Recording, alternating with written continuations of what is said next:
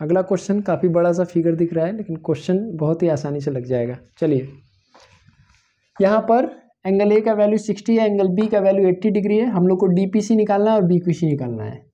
तो डीपीसी कहाँ दिख रहा है, देखो डीपीसी यानी ये वैल्यू निकालना है। तो इसके लिए तो देखो ये ट्रायंगल दिख रहा है हम लोग को, एंगल सम प्रॉपर्टी लगाओ तुरंत निकल जाएगा। First point, in triangle A P B क्या लगा सकते हो, angle A plus angle P plus angle B is equal to 180 degree. Angle sum property of triangle.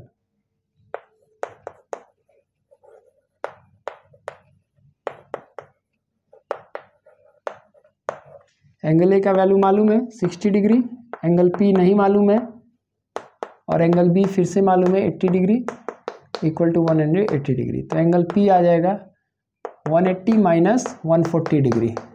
तो एंगल पी का वैल्यू आ गया 40 डिग्री, और एंगल पी आपका 40 डिग्री है, यही एंगल डीपीसी है। Therefore angle DPC is equal to 40 degree. पहला value तो निकल गया।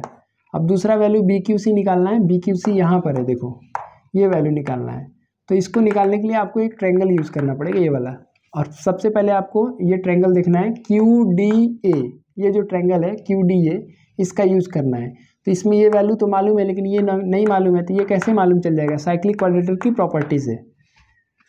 तो दूसरा पॉइंट हम लेंगे, इन साइक्लिक क्वाड्रेटर कौन सा है, ABCD, angle B plus angle D is equal to 180 degree. Reason आप जानते हैं, sum of opposite angles of cyclic quadrilateral is 180 degree. तो एंगल बी है 80 degree plus angle D equal to 180 degree हो जाएगा। तो एंगल डी का value आ जाएगा 100 डिग्री। अब जैसे ये निकल गया ना, हमारा काम आसान हो गया। अब तीसरा आप लिख लो, इन ट्रायंगल AQD। AQD में देखो angle A plus angle D plus angle Q is equal to 180 degree. फिर से वही लिख देना, angle sum property, angle sum property of triangle. Angle A कितना है हमारा 60 डिग्री है, एंगल डी कितना है 100 डिग्री है, plus angle Q is equal to 180 degree. तो इसको सॉल्व करेंगे तो एंगल क्यू का वैल्यू आएगा 20 डिग्री, और यही एंगल क्यू हमारा क्या है, एंगल BQC है।